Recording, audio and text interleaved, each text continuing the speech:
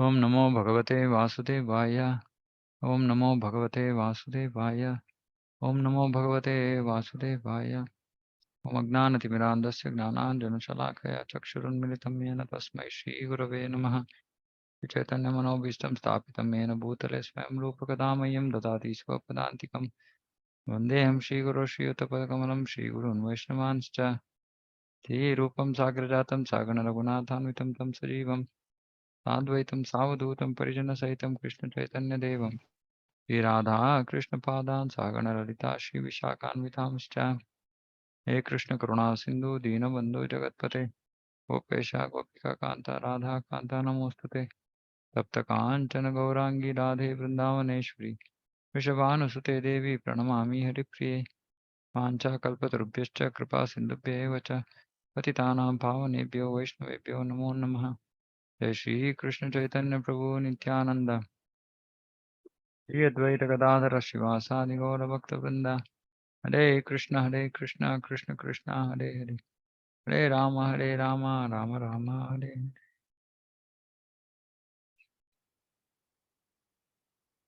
हरे कृष्णा।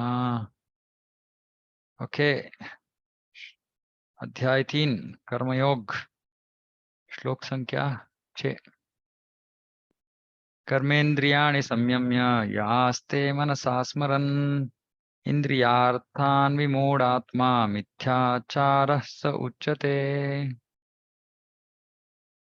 जो कर्मेंद्रियों को वश में तो करता है, किंतु जिसका मन इंद्रिय विषयों का चिंतन करता रहता है, वह निश्चित रूप से स्वयं को धोखा धोखा देता है और मिथ्याचारी कहलाता है।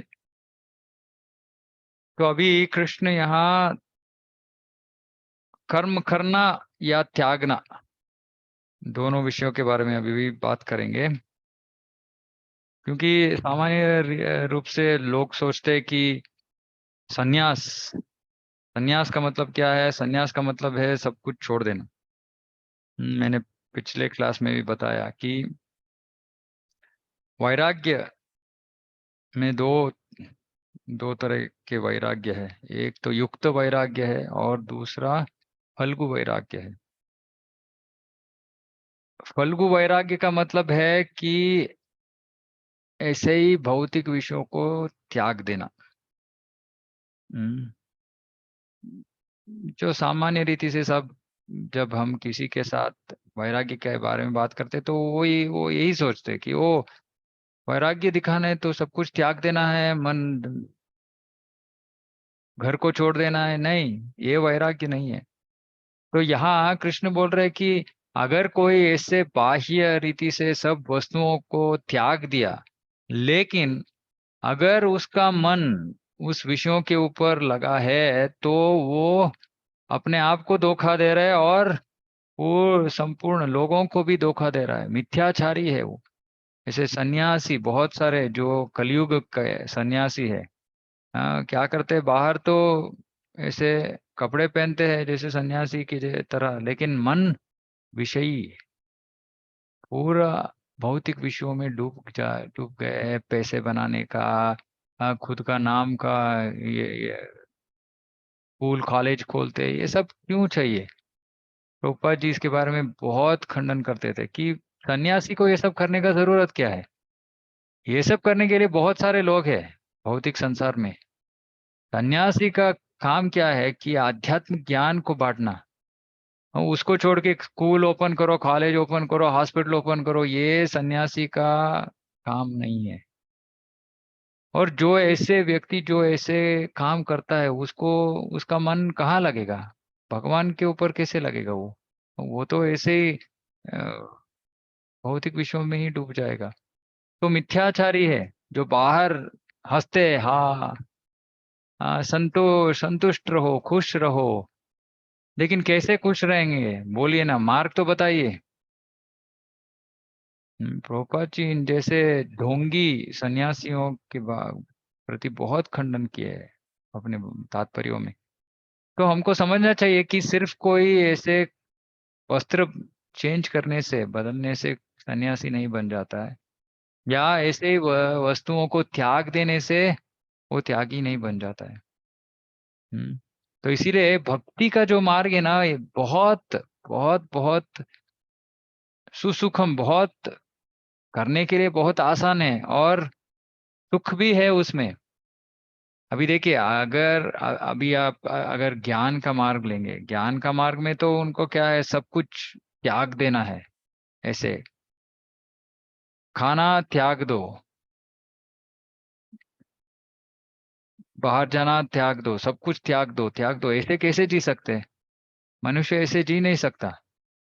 तो वो खाना तो त्याग दिया उन्होंने, लेकिन मन में सोच रहे, ये गुलाब जामुन होता तो कितना अच्छा होता, ये होता तो कितना अच्छा होता, ये देखो वो खा रहे, ये खा रहे। तो ढोंगी, मिथ्याचारी, वो बाहर ऐसे दिखावा करता है, और अंदर अंदर सब कुछ करता है जो उसका मन में है, इच्छा है, सबको पूरा करता है।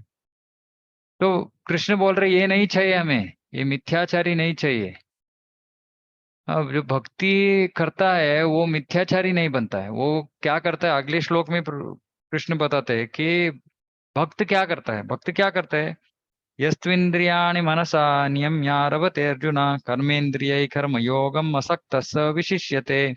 दूसरी ओर, यदि कोई निष्ठावान व्यक्ति अपने मन के द्वारा कर्मेंद्रियों को वश में करने का प्रयत्न करता है, और बिना किसी आसक्ति के कर्म योग कृष्ण भावनामृत में प्रारंभ करता है, तो वह अति उत्कृष्ट है।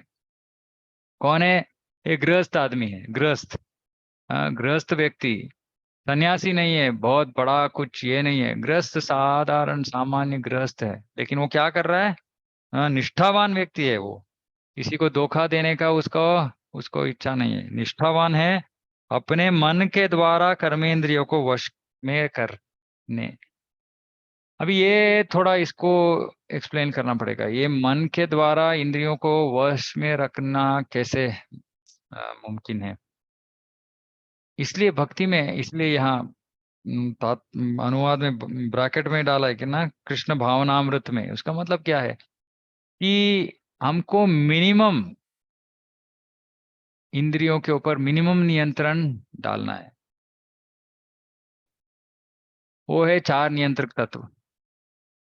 मांसाहार ना करना, युद्ध, फिर अनैतिक संबंध, और मद्यपान।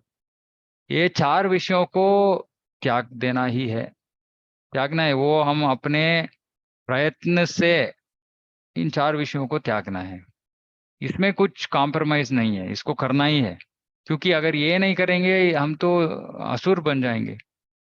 हाँ, सुसंस्कृत मनुष्य इन चार विषयों को त्यागता है। तो इसको तो समझना है, हमें ज्ञान के आधार पे समझना है कि अगर मैं ये चार नियमों का पालन नहीं कर रहा हूं, तो मैं तो मनुष्य नहीं हूं, मैं पशु हूं। तो ये नॉन कॉम्प्रोमाइजेबल, ये कॉम्प्रोमाइज नहीं कर सकते, इसको तो करना ही है। लेकिन इसके ऊपर, जैसे कि अ, खाने के बारे में अभी भगवान बताएंगे। अभी इस अध्याय में बहुत सारे प्रैक्टिकल विषयों के बारे में कृष्ण बता रहे हैं। बाद में खाने के बारे में भी बताएंगे। तो हम आर्टिफिशियली किसी कुछ त्याग नहीं रहे, हम नहीं बोल रहे नहीं मैं दिन में अभी भक्ति में आ गया, मैं दिन में एक ही बार खाऊंगा, या सिर्फ घास फूस ही खाऊंगा, या कुछ ऐसे कुछ नहीं है, कुछ हमारे भक्ति में कुछ नहीं है। क्यों? क्योंकि ऐसे हम कृतक रूप से आर्टिफिशियली कुछ नहीं त्याग सकते हैं, क्योंकि मन उसी विषय के ऊपर रहेगा। तो ये बहुत बहुत महत्वपूर्ण चीज है कि हम किसी वस्तु को ऐसे ही आर्टिफिशियली नहीं त्यागते हैं। तो इसीलिए यहाँ बोल रहे हैं कि जो व्यक्ति निष्ठावान है, वो मन के द्वारा इंद्रियों को वश में करने का प्रयत्न करता है, और वो मैंने जैसे बोला कि वो चार नियंत्रक तत्व को पालन करने का प्रयास करता है। हम्म, और बिना किसी आसक्ति के, ये सबसे महत्वपूर्ण चीज है। कर्मयोग का, इसको निष्काम कर्मयोग बोलते हैं। इसका मतलब क्या है? निष्काम, हाँ, कर्म किसी आसक्ति बिना, बिना किसी आसक्ति। जैसे हम कुछ भी काम कर रहे हैं उस ऐसे हम बोलेंगे तो आसक्ति मत रखो काम में, तो लोग पूछेंगे फिर काम करने के लिए प्रेरणा कैसे, कहाँ से आएगी, कैसे मन रहेगा काम करने में। इसको ही कर्म योग का कला बोलते हैं, ये कला है, इसको सीखना है हमें। जीवन में लोग काम क्यों कर रहे हैं, क्योंकि उससे कुछ उनको मिल रहा है। क्या मिल रहा है, कोई बोलता है कि मुझे बहुत खुशी मिलती है, मुझे ऐसे काम करने से संतुष्टि मिलती है। या कोई बोलता है मुझे पैसा मिलता है। तो ऐसे कुछ ना कुछ कारण के वजह से लोग काम करते हैं, लेकिन कृष्ण यहाँ बता रहे हैं कि बिना आसक्ति के। ऐसे नहीं कि कुछ उससे कुछ मिल रहा है इसीलिए हम काम कर रहे हैं। जब हम ऐसे काम करते हैं तो वो बंधन का कारण बन जाता है, को समझना है हमें। तो हमें आसक्ति, बिना आसक्ति के काम करना है। इसको कर्म योग बोलते हैं। योग का मतलब क्या है, भगवान के साथ एक संबंध को स्थापन करना, इसको योग बोलते हैं। कोई भी योग हो, कर्म योग, ज्ञान योग, भक्ति योग, इसका मतलब क्या है। कर्म योग में, कर्म योग का मतलब क्या है, जिस व्यक्ति को कर्म करने का आसक्ति है, प्रवृत्ति है उसमें, कि कर्म करना है मुझे। हम्म, और कर्म करके वो कर्म से जो फल मिलता है उसको भगवान को अर्पण करना है, वो कर्म योग है। या कर्म भगवान के लिए अगर करेंगे, अगर सोचो कोई इंजीनियर है और मंदिर के लिए कुछ प्रोजेक्ट है, उसमें वो काम कर रहा है और अपना जो चार्जेस है वो पूरा बिना प्रॉफिट के काम कर रहा है, तो ये भी कर्म योग है, क्योंकि उसका कर्म से वो भगवान के साथ संबंध स्थापित कर रहा है। नहीं तो जो हम कमाते हैं, इसलिए जो गृहस्थ है, इसलिए मैं सब गृहस्थों के पीछे पड़ा रहता हूँ। मैं बोलता हूँ कि अगर आप पैसा कमा रहे हो तो आपके पैसों से आप कलुषित हो रहे हो, क्योंकि कलयुग में तो हर एक व्यक्ति जो उसका धन कमाने का मार्ग है वो अधर्म ही है, सब कुछ। क्योंकि किसी ना किसी तरह वो व्यक्ति जाके कहीं तो कुछ अधर्म करता है और उसके लिए हम कारण बन जाते हैं। तो अपना जो कमाए है उसको हमें परिशुद्ध करने का आवश्यकता है। वो कैसे परिशुद्ध करेंगे, जब हम उसको भगवान को अर्पण करते हैं तब परिशुद्ध हो जाता है। नहीं तो हम उस कर्म फल में भागी हो जाते हैं। तो सब गृहस्थों को तो दान देना तो गृहस्थ का धर्म है। हमारे आचार्य तो बोलते हैं कि 50%, 50% कृष्ण भावनामृत कार्यों में लगाना है पैसा को। लेकिन इतना तो कोई मुश्किल है बहुत लोगों के लिए। तो कम से कम 5%, 10% ऐसे प्रारंभ करके उसको बढ़ाना है। नहीं तो वो जो हम पैसा कमा रहे हैं उससे हम उसके कारण हम बंधन में पड़ जाएंगे और उसके कारण सुख दुख हमको भुगतना पड़ेगा आगे जाके। उसको पूरा, अगर हम 10% हमारे कमाई से 10% भगवान को दे तो 10% कर्मफल नहीं है हमारे लिए, परिशुद्ध हो गया पूरा वो। अभी सिर्फ 90% के लिए कर्मफल भुगतना है, ऐसा है। तो जो गृहस्थ अपने आप को परिशुद्ध करने का इच्छा रखते हैं तो उन्हें सिर्फ एक ही काम करना है, दान दो। जितना दान दोगे उतना परिशुद्ध हो जाओगे।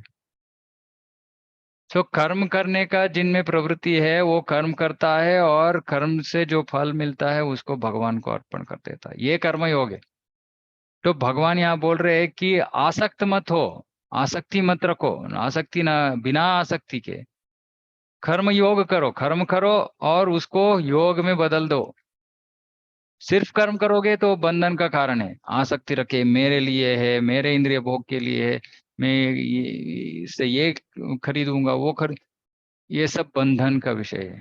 फिर पुनरपि जननम पुनरपि मरणम पुनरपि जननी जठरे शयम, फिर पुनर्जन्म लेना पड़ेगा, फिर सुख दुख का अनुभव करना पड़ेगा।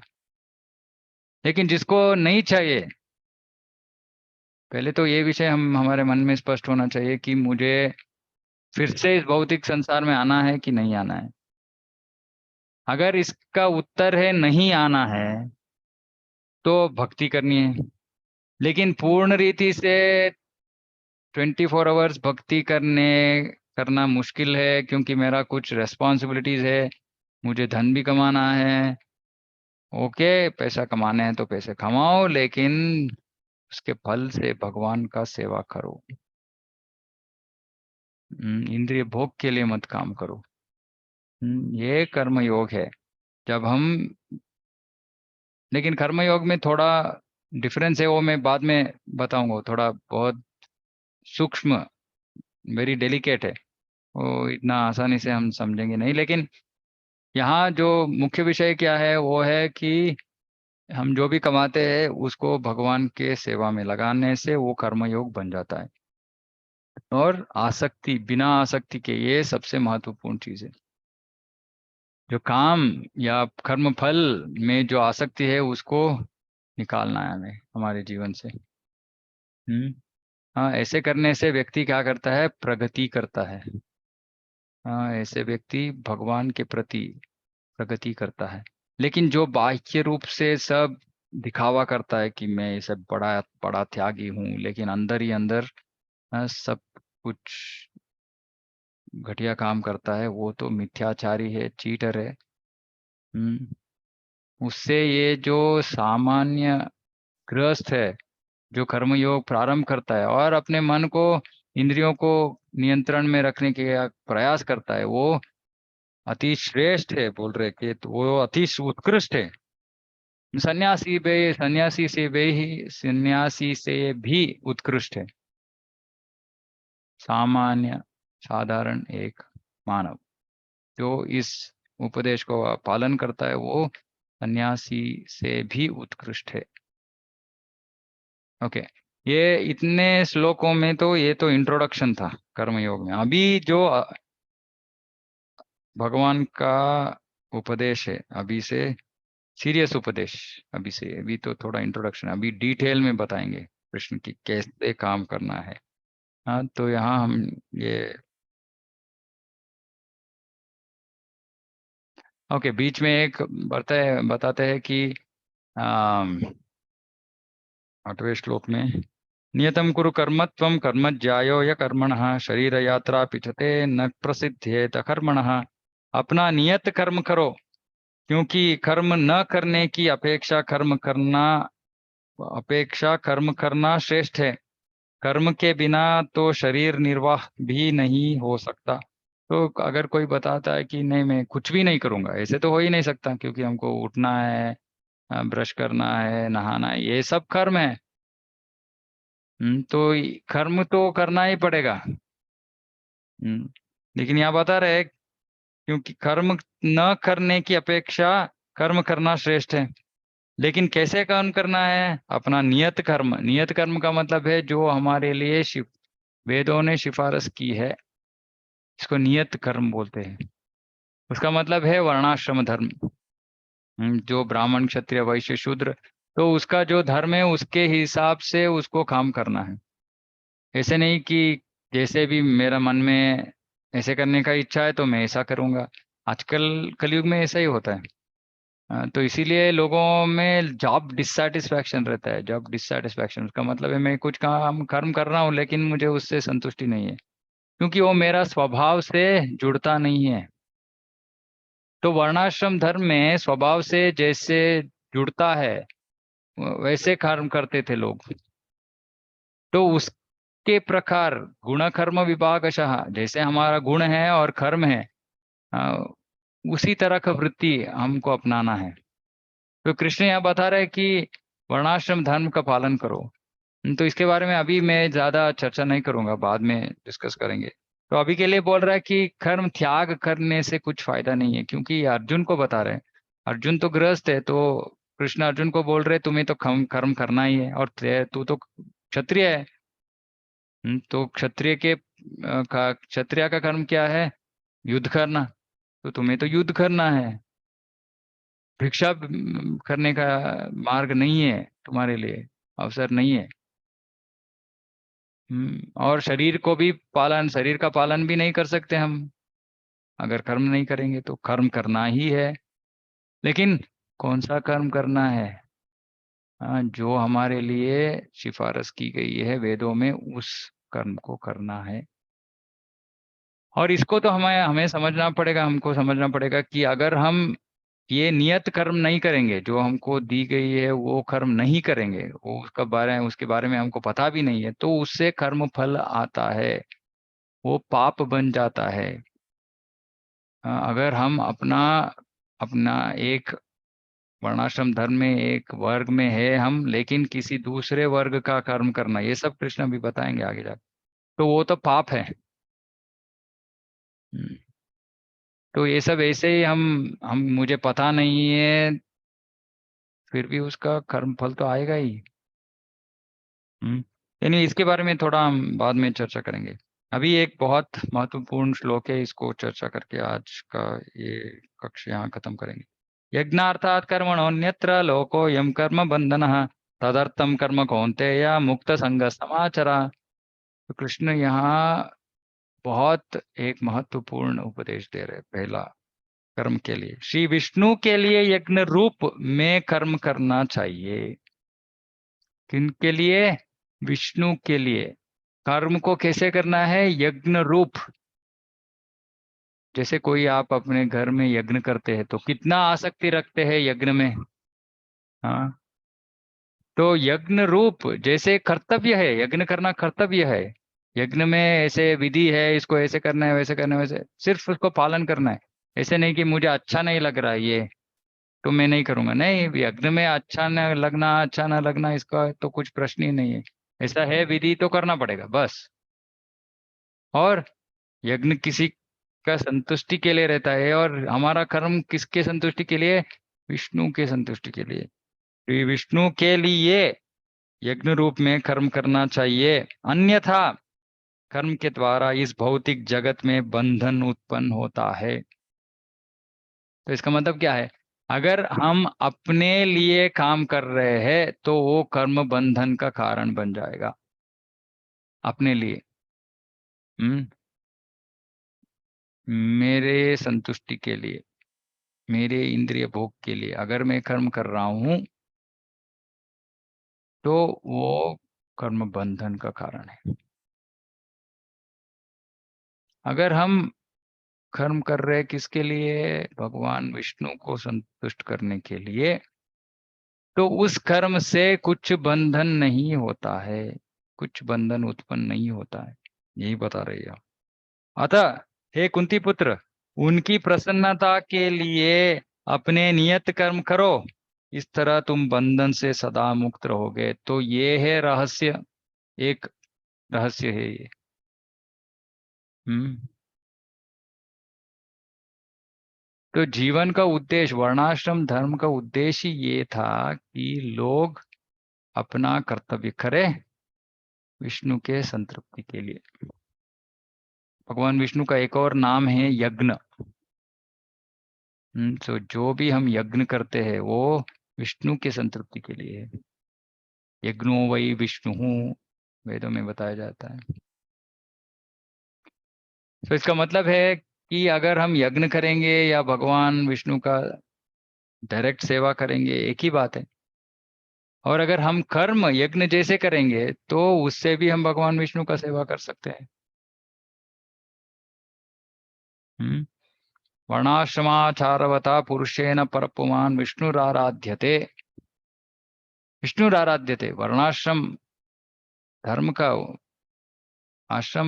वर्णाश्रम व्यवस्था का उद्देश्य क्या है? विष्णुराराध्यते, विष्णु का आराधना। तो प्रभुपाद जी तात्पर्य में बताते हैं कि ये है वो महान कला, कर्म करने का कला।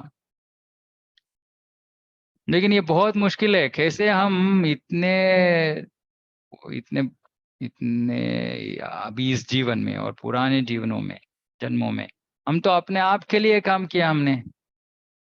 अभी कैसे हम रातों रात हम सिर्फ भगवान के लिए काम करना कैसे शुरू कर सकते? तो प्रभुपाद जी आप बता रहे हैं, भगवान विष्णु के प्रसन्नता के लिए कर्म करना चाहिए। इस जगत में अम्म, या-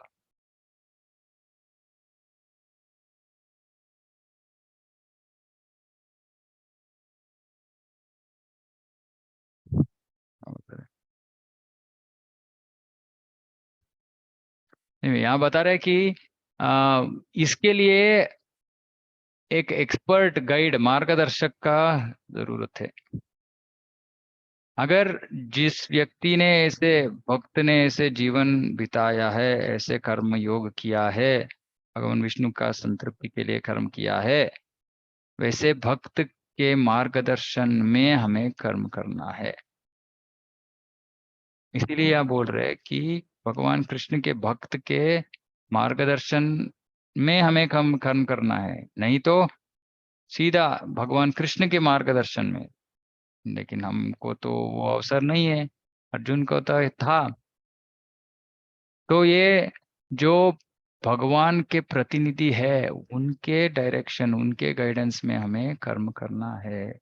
और भगवान के प्रतिनिधि कौन है? आध्यात्मिक गुरु। हम्म। और यहाँ बता रहे हैं कि कुछ भी कर्म जो हम करते हैं इंद्रिय भोग के लिए नहीं करना है, सिर्फ भगवान की संतृप्ति के लिए। कुछ भी जो कर रहे हैं हम, हमें सोचना पड़ेगा, मैं कर्म कर रहा हूँ, ये किसके लिए कर्म कर रहा हूँ? मेरे पति के लिए, मेरे पत्नी के लिए, मेरे बेटे के लिए, मेरे पोते के लिए, मेरे इनके लिए, उनके लिए। तो कर्म इंद्रिय भोग हो गया। कृष्ण कहाँ है मेरे जीवन में? अगर हम कृष्ण के लिए करेंगे, फिर उससे कुछ बंधन नहीं होगा। और धीरे धीरे हम भगवान के प्रेम भक्ति सेवा में लग जाएंगे। तभी हम इस भौतिक संसार से ऊपर उठ सकते हैं और भगवत धाम जा सकते हैं। लेकिन उसके लिए मार्गदर्शन का अति आवश्यकता है। यही है प्रॉब्लम। हम बोलते हैं बहुत सारे हमारे इसमें कि अभी इस्कॉन में हमारा प्रॉब्लम क्या है कि प्रभुपाद जी ने तो पुस्तकों में सब कुछ दे दिया उन्होंने। लेकिन समस्या यह है कि हम बहुत सारे भक्त पढ़ते नहीं हैं, प्रभुपाद जी के बुक्स नहीं पढ़ते, पुस्तकों को नहीं पढ़ते। तो उनको पता भी नहीं है कि प्रभुपाद जी क्या कर रहे हैं, क्या कह रहे हैं, और हमें जीवन में क्या करना है। जो प्रचारक है, जो प्रचार कर रहे हैं, वो पढ़ते हैं और दूसरे लोगों को बताते हैं कि प्रभुपाद जी ये बता रहे, आचार्य ये बता रहे, तो ऐसे जीवन बिताना है। लेकिन प्रचारक और मार्गदर्शक में थोड़ा डिफरेंस है। प्रचारक जो है, ऐसे हम अगर 20 लोगों के लिए और कोई 100 लोगों के लिए क्लास दे रहे, वो तो प्रचारक है। ऐसे वो ज्ञान दे रहा है और लोग उसका उसका श्रवण करेंगे और अपने अपनी शक्ति के अनुसार वो उसको पालन करने का प्रयास करेंगे। लेकिन अगर हमको कुछ पालन करने में कुछ दिक्कत है या कुछ कष्ट है, तो कहाँ जाएं, किसके पास जाएं? ये बहुत बहुत महत्वपूर्ण चीज है। अगर हमारे जीवन में आध्यात्मिक मार्गदर्शन देने वाले कोई व्यक्ति नहीं है, तो हम भक्ति में आगे बढ़ बहुत मुश्किल है आगे बढ़ना। क्योंकि भक्ति में बहुत सारे ऐसे चीज है जो इतना आसानी से हमको समझ में नहीं आता है। वो जो पहले इन विषयों को जो किया है, अनुभव है, उसको पता रहता है कि ये कैसे करना है, क्योंकि वो भी ऐसे ही किसी वरिष्ठ से सीखे क्या होगा उसने। तो अगर हमारे जीवन में कोई मार्गदर्शक नहीं है, तो हम परिपूर्णता हासिल करना बहुत मुश्किल हो जाता है।